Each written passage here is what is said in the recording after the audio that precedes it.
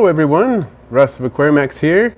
We're going to do a live stream, of course, as those of you who have been waiting know well.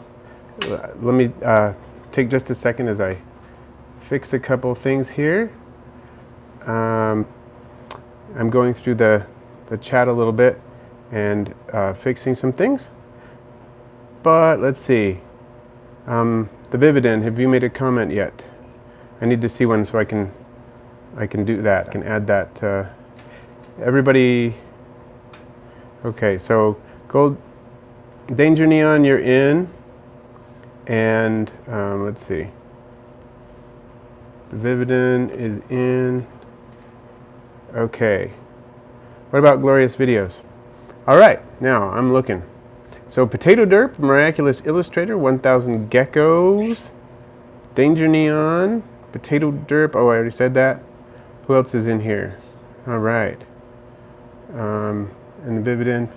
Okay. Oh yeah, and thanks for the likes already. That's nice. We've got 13 in the house and 6 likes so far. Very nice. Well, a couple things I want to share with you. Oh, Turtles is in the house as well. Great. So, a few things I wanted to share. I picked this up the other day. This is so nice for misting vivariums. I just bought it at the pet store the other day. You can get a continuous stream out of this thing. I was just using normal spray bottles, and I'm really excited about this because I have finally finished building my 29-gallon frog vivarium for my dart frogs. It is done. The frogs are in it, and I'm going to be detailing videos about that really soon. So this month is going to be Dart Frog Month on Aquarimax. I'm doing, let's see, I think 3 videos relating to my dart frogs. First one is going to be building the custom background for the vivarium. Second one is going to be putting in the substrate and the plants. And then the third one is going to be releasing the frogs into their new vivarium. So very excited about that. Been a long time in coming. Dinosaurs Terror World is here. Doragon is here. Millipede Lover. Welcome everyone. Christopher Neely is here. And Luke.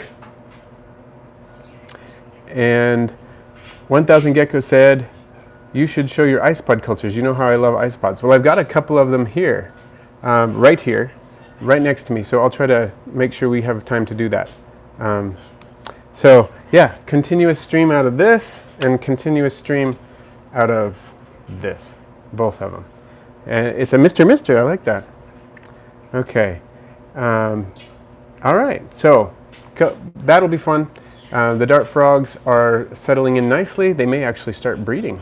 It would be cool if they start doing that now that the setup is made to do that. 1000 Geckos is getting some painted mantellas. Cool. I've seen mantellas. I've never owned any, but they're very cool frogs. They're a lot like the South American dart frogs, but they're not from South America. Am I correct in that?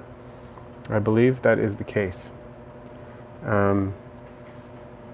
So, what is up, everyone? What would you like to talk about? I am just so excited about my dart frogs and their vivarium.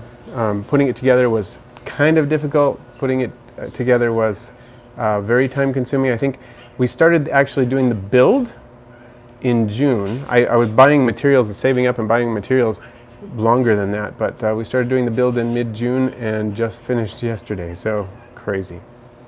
The Outdoor Explorer, do you have any centipedes right now? I do. In fact, we have 4 of them. One is my son's and 3 are mine. 2 of them were purchased online, one at Bugs in Cyberspace, one on Arachnoboards, and then 2 were collected when we were down in the desert on a herping trip. So yeah, they're all Scolopendra polymorpha right now, but I do have centipedes and they're really cool.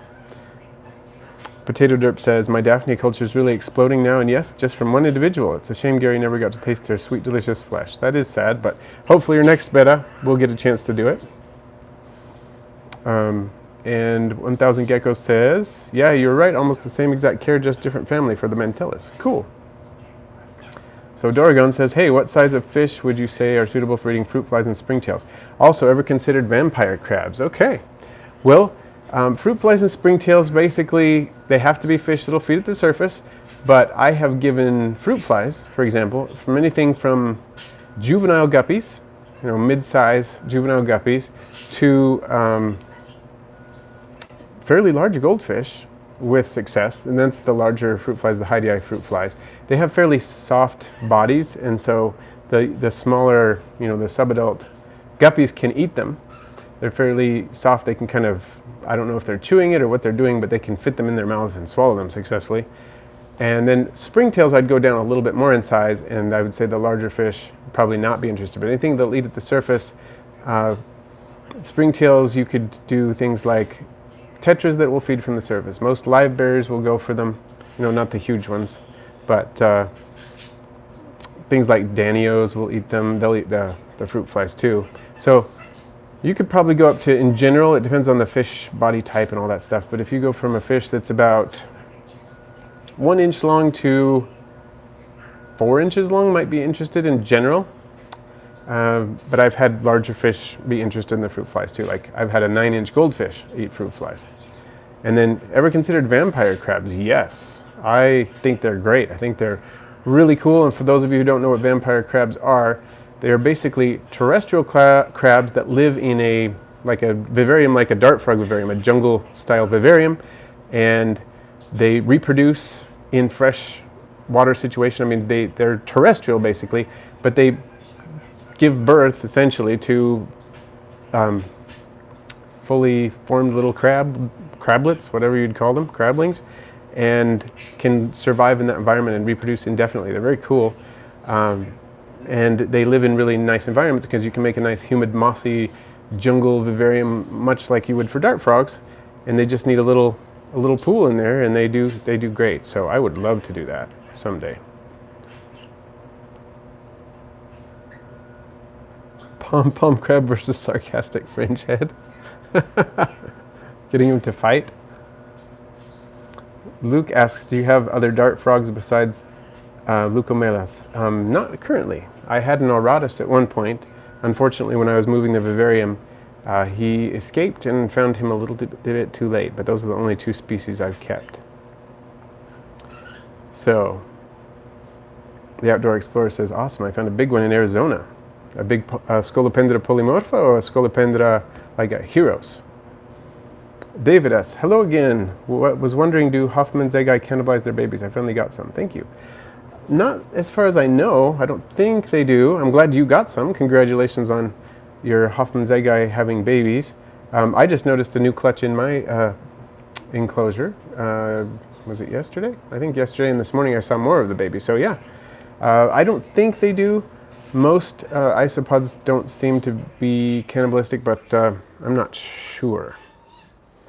And then Dinosaur Terror World says, Russ, I feel bad every time I feed a dubia roach to my gecko because he's too young. You mean the roaches? Like the roach is too young to die? Yash Condorcar says, any disadvantages of brine shrimp? Well, it kind of depends on what you mean by feeding brine shrimp. If you mean like feeding the newly hatched now apply to your fish, or you're talking about difficulties in getting them to reproduce, I'll say newly hatched brine shrimp are one of the best foods possible. They can be a little troublesome because you have to worry about the cyst shells for young fish. You have to make sure you separate them from the brine shrimp themselves, because the cysts can cause problems for fish that accidentally swallow them. So yeah, that is a possible disadvantage. I have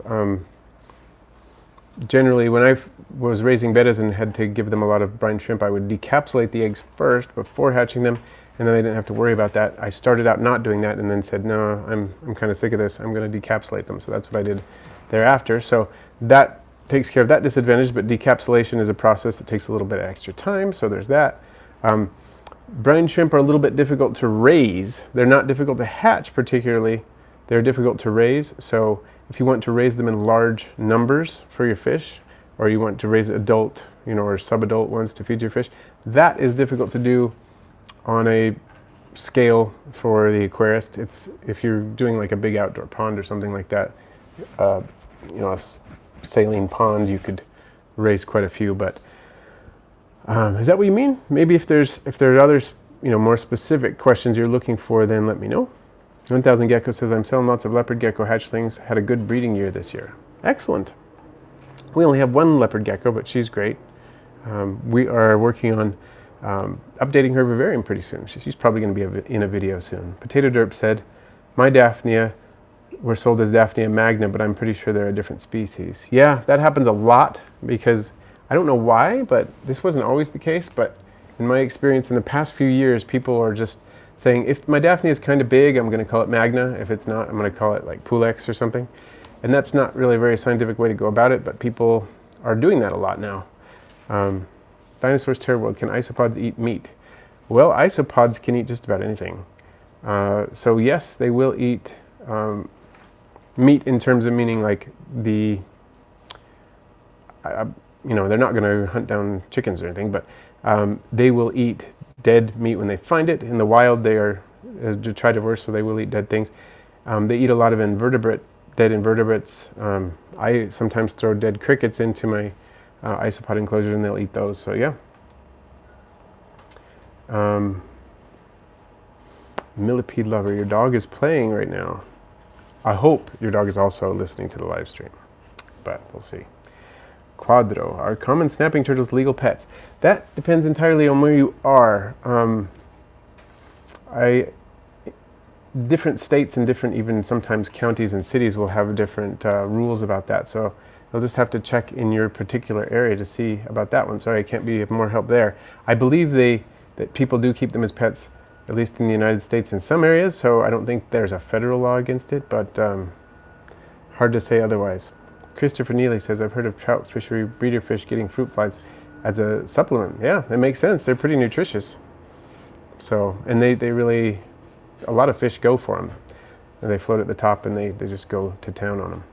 I've had fish like cardinal tetras, which normally are not all that excited about going up to the surface to eat. In my experience, the ones I had at least, did not like to go up to the surface to eat flakes. They'd wait until the flakes got down to them before they ate them. But they would surface to eat fruit flies. So a lot of fish really love them. The Outdoor Explorer says, I think it was like the blue tiger centipede. I don't know, I'm more an expert in beetles. Oh, the one you found in Arizona. Yeah.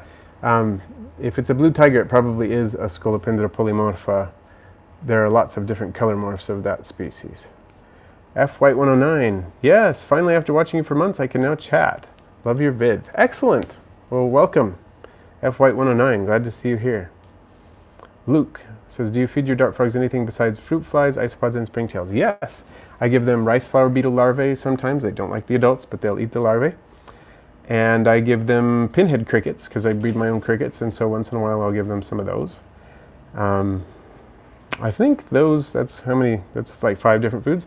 Yeah, and I do of course supplement those foods with vitamin mineral supplements, but I think that's about what I do. Millipede Lover, how are your largest isopods doing? Doing really well. Like I was mentioning before, that's the Porcelio Hoffmannsegei. They produced a new clutch just recently. I think some of the second generations are now starting to produce clutches, so I expect a population explosion pretty soon, but they're doing well. I've got probably 40 or 50 of them. Started out with 11, have about 40 or 50, and now with the new babies, probably quite a bit more. So doing well. The Outdoor Explorer says, would you ever consider getting desert darkling beetles or any other beetles? Actually, I do have. How many species of desert darkling beetles do I have? 4. And I'm going to be doing a video on their vivarium sometime soon. I love them. I think they're great. I have blue death feigning beetles. I've got black death feigning beetles. I've got an unidentified Eleodes species, and then an Eleodes hispilabris, I think. And they are fun. I love them because they're so busy, because they're so easy to take care of, and I love they're always moving around. They have interesting patterns, interesting habits. I love when the beetles feign death. They look really funny. And blue is my favorite color, so my blue death feigning beetles look awesome. So yeah, I love them. They're great. Turtles says, do newly hatched millipedes need special care? How long does it take for them to grow enough to be handled? Florida Ivory. Well, they do need a little bit of special care in that it's good to keep them with their parents because they tend to feed partly on the feces of the adults, which I think helps get the bacteria going in their systems. And I think they're also kind of sensitive to being touched and so on.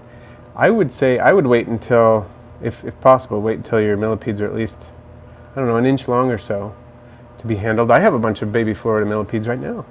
I'm excited about it. I don't know how many I have. I think the last time I counted there were probably, I want to say somewhere around 7 to 10, and I'm sure that means there are more in there. But I saw 7 to 10 of them at the surface. But I have avoided handling them for now. They're only about probably a 1/4 inch long. But I have 6 larger Florida millipedes, Florida ivory millipedes. So 1,000 Gecko says, I set up my isopod culture tub, Russ. Now I can order from you very soon. Excellent. The Vividin says, what if you crossed an isopod with a tardigrade? Wow. That would be funky. An isopod you can take to space? Or a really big tardigrade? Doragon says, favorite oddball fish, why? I guess it depends on what you count as oddball, but if archerfish count as oddball fish, then yes, because I love the fact that they shoot down their food. That's amazing. And I want to set up a large aquarium with mangroves growing in it, so I can put crickets on the mangroves and watch the archerfish shoot them down. I think that's the most amazing thing. I do have a video on my channel of me feeding archerfish at a public aquarium. It was really cool. I enjoyed it a lot. I was putting shrimp on the side of the glass, or acrylic, or whatever it was, on the side of the tank about a foot above where the fish were, and they were shooting it down. And I love it. I think that's why archerfish are my favorite oddball, if that counts in that category. Potato Derp says, my Corydoras still won't spawn for whatever reason, and I do have both males and females. Well, I would say, keep trying, but don't try too hard. I read something about someone who was trying to spawn their Corydoras, and they couldn't get them to spawn no matter what they did, and so they just kind of forgot about them in the sense that they weren't trying to spawn them. They were still feeding them and everything, but they just sort of weren't worried about it, and then they found they had spawned. So don't give up. Shane, hello and welcome back. Good to see you again. And Senang CK says, show the tank. Oh, I kind of promised myself I wouldn't show the frog tank yet, but it is coming up. You'll see it very soon. Definitely this month. So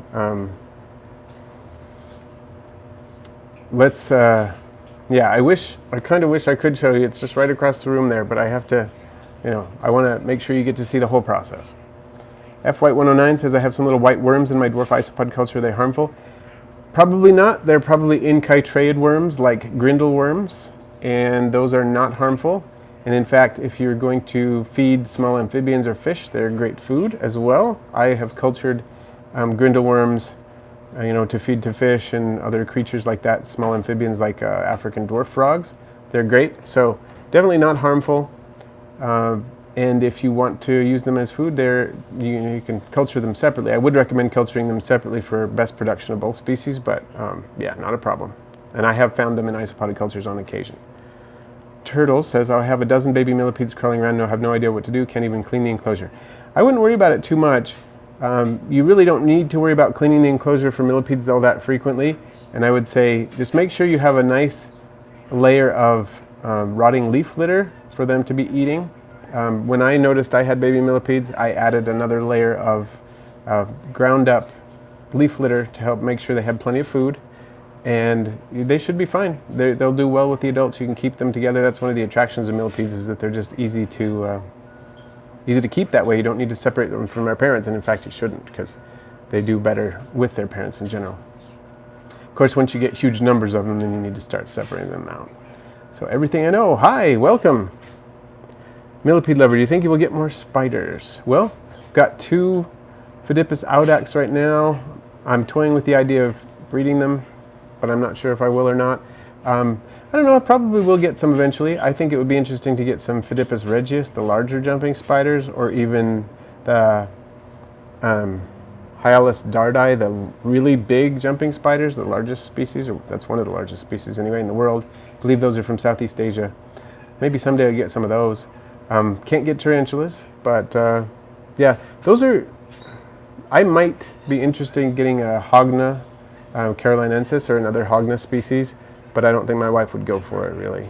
So, I have to be careful about that.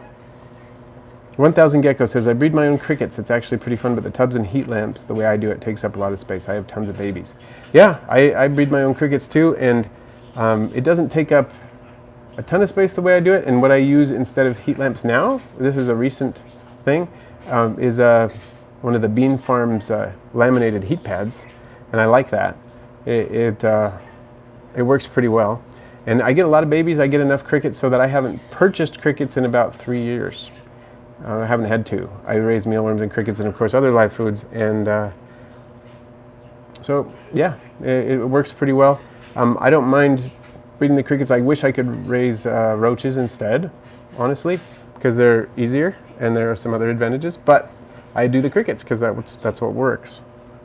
So Doragon says, archers count as oddballs in my opinion. Good. So, yeah, that would be my favorite then. Potato derp. Will Corydoras eat live Daphnia? I've never seen it happen, but doesn't mean it won't. But I've never seen them chase them down. Maybe some of the ones that will swim more in the water column might chase them down better. But 1000 Gecko says, have you ever thought of keeping blue bolt shrimp, Russ? Great shrimp. I have some and tons of babies. I'll tell you what, my favorite color, as I mentioned before when we were talking about blue death feigning beetles, is blue. And I love Neocaridina shrimp and other shrimp. I keep Opaiula shrimp. I have a ton of them, hundreds of them. And I would love to keep blue shrimp of some type. I really like the blue velvets, the ones that are between, they're not like the jelly blue. I like they're deep blue, but they're not the ones that are almost black. They're like the ones in the middle. That's like my favorite.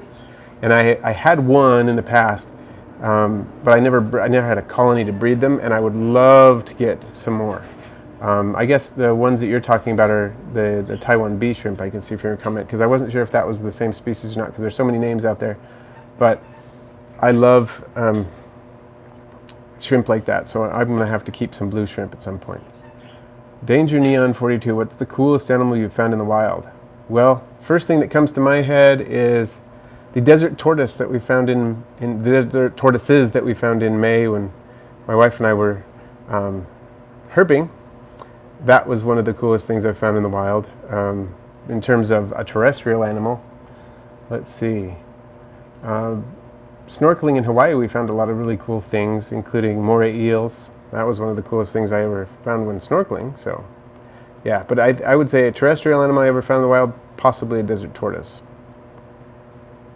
And Select Pet, hey, thank you for joining during your commute. Glad to see you here. And yeah, I breed mealworms too, 1000 geckos. They're very nice in terms of having something all the time. Elaine Smith inherited 2 parakeets. What do you feed yours? I have not owned parakeets since I was in elementary school. We've tried several different seed mixes, and a lot of the seed mixes, you know, that you can use the seed mix or you can use the pellets. I'm not a big fan of the pellets, and the reason why is because, well, there's 2 reasons. One is because I have trouble, and if you know what I mean by the pellets, the ones that are like extruded, they look like tiny little breakfast cereals or something like that, and they're supposed to be a more complete diet than the seeds. Having kept cockatiels and budgies that they're not fans of those, they don't really eat them, and we did successfully convert our cockatiel years ago to those pellets, but then its droppings got a lot bigger and messier, so then we switched it back.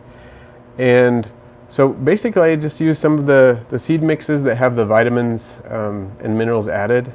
There's several different ones that I just get at the local pet store, and they seem to be pretty good. I just try to make sure they're fresh, and they seem to do well. They're mostly based on millet, but they have a lot of different minerals added, and sometimes they'll have little bits of vegetables, probiotics added, and that's what we usually use. And then of course he gets fresh greens and stuff as well, and sneaks bits from my daughter's food once in a while. But yeah, they seem to be not too picky about that, as long as it's a seed-based mix and there's the vitamin minerals added, because the seeds themselves are not really a complete diet, but it works well for me. So hopefully that helps. If I could, I can't remember the brand specifically right now, but basically we don't choose a specific brand. We just go to the store and see what they have, you know, the pet store, and they have 2 or 3 brands that we cycle through, and they all seem to be suitable. So Katrina, hopefully I'm pronouncing that right, says, how soon do you think it would be safe for you to ship out some bean beetles? I bought some from you a while ago, but need to start over again. Well, I have bad news on that front. I don't keep bean beetles anymore. I did for quite a while, but I stopped doing it because I found that the law in my state about them was not entirely clear, and rather than worry about it and try to figure it out, because I did try to figure it out for a while, but it was not very clear whether or not I was actually able to have them, so I got rid of them. I stopped culturing them, which is kind of sad because they were pretty easy to culture, and I had creatures that ate them, but I'm not doing that anymore. Sorry about that. Christopher Neely says, I use my seedling adjustable heating pad under my crickets and mealworms. Yeah, that's another good way to do it. Those seedling pads, Bean Farm makes those. I think that's how they started out, making their pads for seedling mats. And that's a good way to do it. Bottom Feeder says, hi, I made your mix to feed my Daphne and you mentioned to refrigerate. The mixture, how long will it keep? The mixture with the rice flour and spirulina. Cool. In my experience, it'll keep for a few months. If I smell it and it starts smelling a little bit off, then I dump it out and start over. But at least 3 months, it seems to be safe. And please show me the animals you raise. Well, we'll do some of that today. I've got a lot and I want to show you some of them today. And for the moment, I'm hoping to do a room tour really soon, probably for 12,000 subscribers. We're going to hit that soon, it looks like. I'm really working on getting a room tour so you can see a lot of critters that I have. But in the meantime, if you check out my 4,000 subscriber video from last year, you'll see a lot of them. There are a lot of new ones now. It's a little different, but that will give you a good start. So check out Aquarimax 4,000 subscribers and that'll get us start. But I will try to show some animals during this video. 1000 Gecko says, these are about $8 a piece. I bought 5 for $54, but I have a lot. I could give you some to get you started if you ever wanted some. Wow. Well, I might have to take you up on that. That actually sounds pretty fun.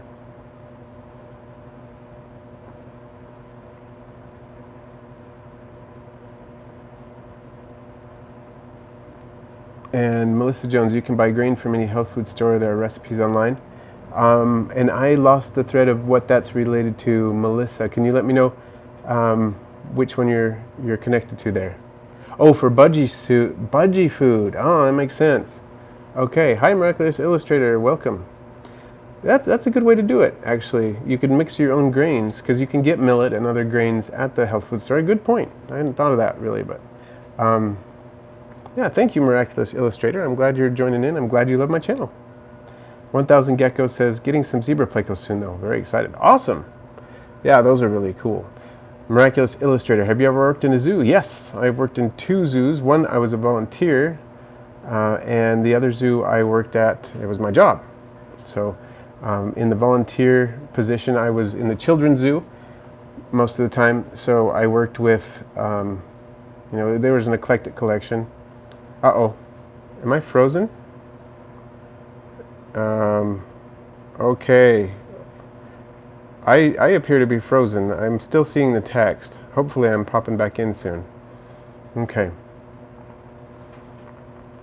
And then, so yeah, I worked in 2, and one was in the children's zoo, so I worked with some hoof stock and things like rabbits and chickens and so on, but also things like bearded dragons and tortoises and things. We had zebu, we had llamas, horse, pony, things like that, but there were also, guinea pigs and various things. Lots of chickens. And then in the other zoo, I worked in the education department, and we had an educational collection of animals, anything from cockatoos to tenrecs, ferrets, kookaburras, various snakes. One of my favorite snakes I worked with was an eastern indigo snake that was about 5 feet long. He was beautiful. Loved that. So yeah, that was really fun. Lots of reptiles, amphibians, mammals and birds in that collection that I worked with. Sometimes I would visit schools with some of those animals. Sometimes I would do presentations on site, and then I would also do interpretation for various critters that lived in the zoo. And Potato Derp says, my guppy grass has grown into a colossal ball of green spaghetti after moving in the Corydorus. I guess it's an effective fish poo cleaner. Indeed it is. I have a kind of a colossal ball of guppy grass too. along with some octopus plant. Miraculous Illustrator, do you have any birds? Yes. Hey, Xander, could you bring Twilly on over? That would be cool. I'm going to show you one of the birds right now. Might as well. Let's see. Thank you. Here's one of the birds. Let's get him on screen here. This is Twilly. This is technically my daughter's bird, but he plays with all of us. And he is a budgie, and he talks. So maybe he'll talk on the video. We'll see if he does. He says quite a few things. We also have 10 chickens out in the backyard. So Reptopia says, hey, I've gotten into isopods more and got 2 new species. How rare would you consider Armadillidium species albino? How long should I expect to wait until I find babies? Pretty rare. That's a good, pretty good species to go with. Is that the only place I know of that you can get them is captiveisopoda.com, and I do not have any. Fairly rare species, and if you have mature adults, I would expect to find babies within the next 3 months or so, maybe earlier.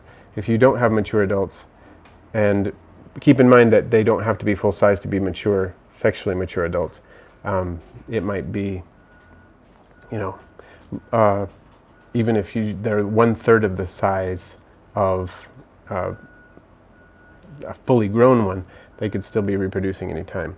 When I got my Armadillidium Orange Vigor, I found babies within days from when I purchased them. So you could do the same thing possibly if they're mature. Okay. Is there any way to speed up the reproduction process? I've found that providing a really, really good substrate, making sure you never run out of the good substrate, and also giving them bug burger, both of those things, Ripashi bug burger, seem to speed up reproduction for me. So, Miraculous Illustrator, have you ever had seahorses? I haven't. I'm really interested in them. I would love to get a small colony of dwarf seahorses going on. And 1000 Gecko says, just email me if interested, I'll figure out how to ship them. Okay, we need to talk about that. I will email you because I am interested. Have to ask you some questions about it. So hopefully I'm not frozen anymore. It doesn't look like I am on this side. Okay, good, I'm not frozen anymore. Okay, Niels Vandermountain says, I'm getting some assassin bugs soon and I'm thinking about making them big bioactive bib where they can hunt as they please. Which types of isopods, roaches, worms would you recommend with them? Well, the assassin bugs would probably go after the roaches. They might go after the isopods. If I were going to put isopods in, I would probably use some of the real small dwarfs like Costa Rican purples or the white, micro whites, because they might be small enough so they don't actually care about them. And I would do springtails. I remember reading an article, someone who kept a lot of assassin bugs saying that they used springtails in there. So, Bottom Feezer says, it's a picture of a Taiwanese dragon microgoby. I have a 40-gallon goby tank. Cool. Abel Aquaflora, hi, welcome. And okay, I think we've caught up with the chat a little bit.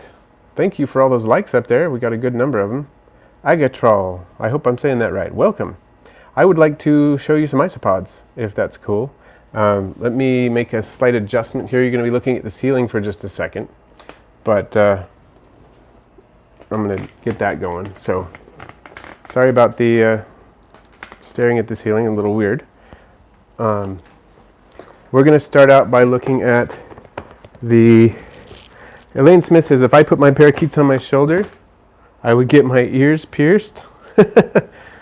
They whistle when you walk by the cage barefoot. Interesting. I wonder why they do that. Yeah, this guy is pretty tame, pretty friendly. Sometimes he gets annoyed when I try to take him off of a shoulder. He will like nip, but it doesn't hurt. So, but yeah, I can sympathize with you. I have met a few really kind of mean budgies that will... I had one that drew blood, a female. They tend to have stronger bites. And she drew blood. That was years ago, but... Reptopia says, I also have a teeny purple species, and all I know is they're tricorina. They burrow and breed really well. Well, those might be a pretty good assassin bug species then. And Miraculous Illustrator, you breed any animals? If you what species? I breed all kinds of animals. Okay, I'm gonna switch over here to the different camera. We're gonna show you some isopods. Okay, these are my zebra pill bugs. We're gonna see what we got here. Let's see. There's some zebra pill bugs. You can see quite a few juveniles there. I breed a lot of species, including these zebra pill bugs. I breed all the isopods I keep. I breed Daphne. I breed tons of different live foods. I breed morning geckos. Those are some of the ones I breed. There are others. I breed Endler's live bears. I breed Tanganyika shell-dwelling cichlids. So there you go. So there are some of my zebras. You can see that some of the zebras are the ones with the clean stripes, like these two on the left here, and then there's these two that have the more broken lines. Okay. So there's these guys. I love these guys. Potato Derp says, I really need to start a roach or mealworm culture because always buying them at Petco can be costly. Yes, I totally feel you there. And that is why I breed pretty much all of my own live food, because it's way too expensive not to.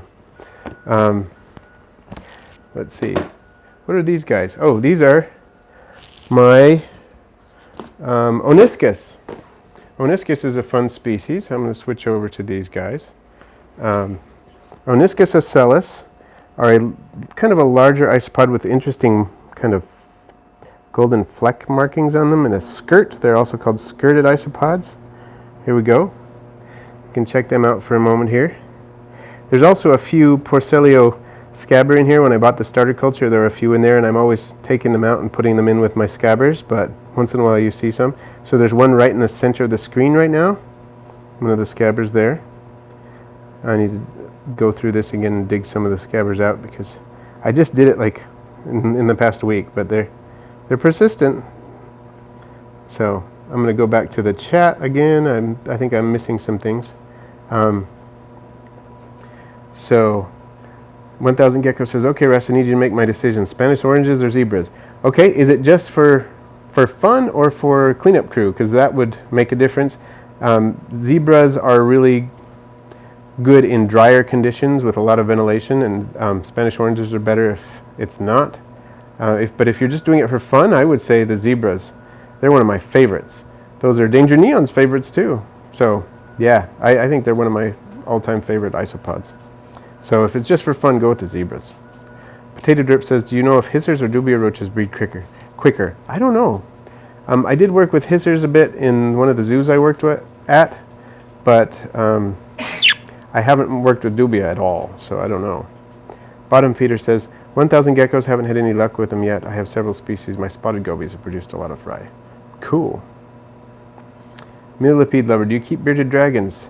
No, I've babysat them, but I have not actually owned any. I've also worked with them at the zoo, but yeah, have never actually owned any bearded dragons. Oh, thanks, Gregorio. Dubia are faster breeders than hissers. Good to know. And Silk Milk Joke, if you want quick breeder roaches, take Lateralis. You know, that's a species that I would be interested in keeping because it seems like they're better feeders for some of the creatures I keep, like my tailless whip scorpions. Burrowing roaches like dubias would not be a good choice for them, but Lateralis, I've heard they really, really go after them more readily than they go after crickets, and that would be really nice because I feel like my tailless whip scorpions are kind of reluctant hunters sometimes, and maybe that would help. 1000 Gecko says, I want to try to breed painted mantellas, but they say it's almost impossible. Well, that's kind of fun, because then you get a challenge. So, you might as well try it, right? I'm going to try one more isopod species. I just kind of grabbed some as I was getting ready to start because of what 1000 Gecko said in the chat about this. So here we go. Got some more here. These are, I think I got my peach pill bugs out. Is that what I did? Yeah. These are my peachies. Are they? No, sorry. These are not my peachies. These are my orange vigor, Armadillidium vulgare orange vigor. Sorry, my color blindness sometimes interferes with things. But these are one of my favorites. Probably my favorite color morph that I have of the Armadillidium vulgare. Partly because I love their color, and partly because they are so amazing in terms of breeding.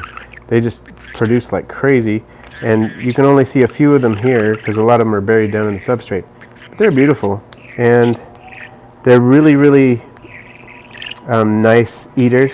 I like them a lot. So, Miraculous Illustrator says, do you have an online shop for animals? Oh, it disappeared. Okay. So, Silk Milk Joke says, I got Poetalia pallida roaches due to their smaller size. 2 cm adults, perfect for my dwarf tarantulas and future morning geckos. Cool. Yeah, that I could see why those would be nice. They don't get too big, and your morning geckos could go after the nymphs and the juveniles and so on. So yeah. Hey, little Bob, welcome. Reptopia says, I heard the Armadillidium species albino are actually vulgare. If that's the case, I'd love to see them breed loads. Yeah, I've been interested to see how that all works because I feel like Orange Vigor, Armadillidium breed like crazy. I mean, they're really, really fast. And then you get some others, like the high yellow strain that I'm working with. They don't breed very fast. I mean, they breed. I've got some babies in there right now, but they don't breed very fast. So I'm interested to know why it is that way. Well, I think I'm going to put these back because I'm in kind of an awkward position right now. So everybody say bye to my Orange Vigor. One thing I love about this strain too is they produce a lot of different colors of orange, a lot of different shades. You get darker orange, and occasionally they're still throwing some gray ones, but I'm culling those out. So, all right, switching back. Here we go. Oh, don't want to sit on the isopods just a second here as you stare at the ceiling. That's exciting. Okay, so we're a little bit there. That's better. Okay. So what do we got? Potato Derp said, I was thinking about breeding bettas soon. I would have to dedicate a whole tank to that, which I can't do since the fry are too small to survive in my 60-gallon community tank. Yeah, and if you're talking about betta splendens, not only will you have to dedicate a whole tank to it, but you'll have to dedicate a whole bunch of jars to it when your males start maturing. And, you know, having bred bettas before, it was a lot of work because you have to change the water in those jars once you start jarring them all the time.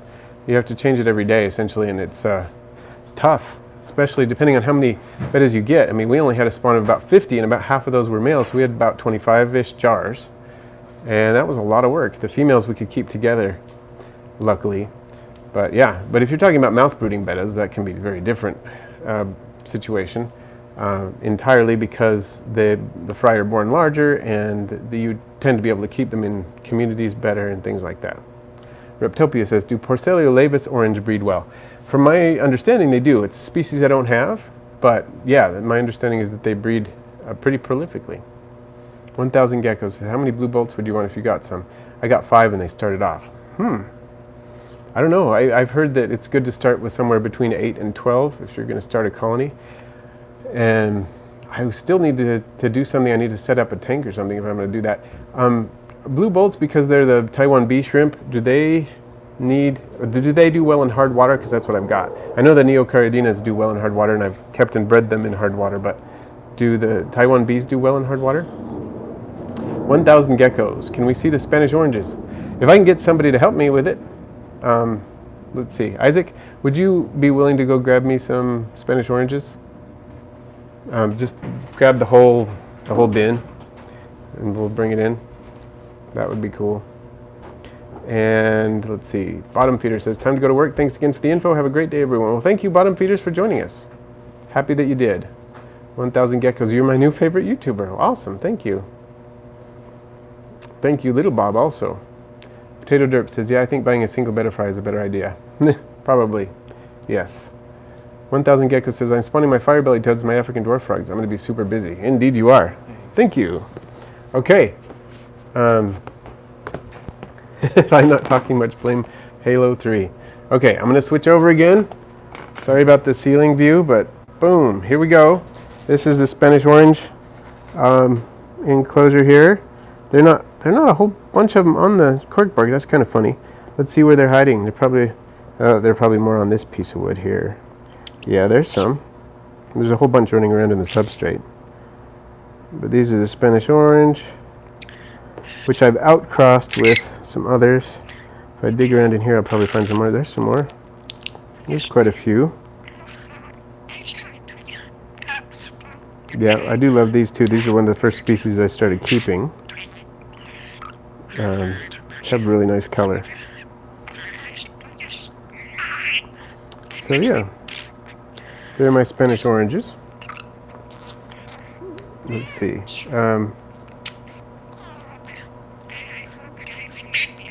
So Reptopia says, aren't the Spanish oranges scabber? How many individuals would you recommend to start a culture? They do appear to be scabber. That is my understanding, and I have successfully crossed these with Dalmatians to produce fertile offspring. So yes, they most likely scabber or a very closely related species. How many individuals would you recommend to start a culture? Most people start off with 10 to 12, and when I sell the started cultures, that's what I sell, 12.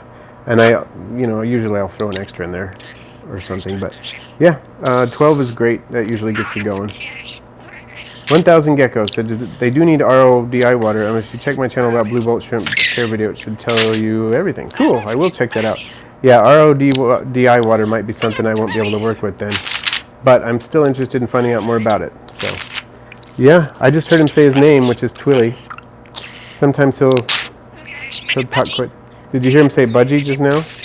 If you did, I want to hear about it, because I don't know if you can hear him well enough. So, all right. Well, thank you, Millipede Lover, for joining us. And I'm going to switch back to full view here. Potato Derp says, Potato Derp, Aquarimax, you're definitely the best aquarium pet channel out there. Your videos are very entertaining and you help us out with our own things. Well, thank you. I appreciate that. Hey, Yeti Grant's joining in. And Little Bob, yeah, we have lots of mods today. It's good to have an army of mods, I think. So, what was that, Twilly? Can you hear him? And 1,000 Gecko says, I just used DI water. I thought it would be bad, but buy about 10 gallons of it and you do 10% water change every other week, so it's not as bad as I thought.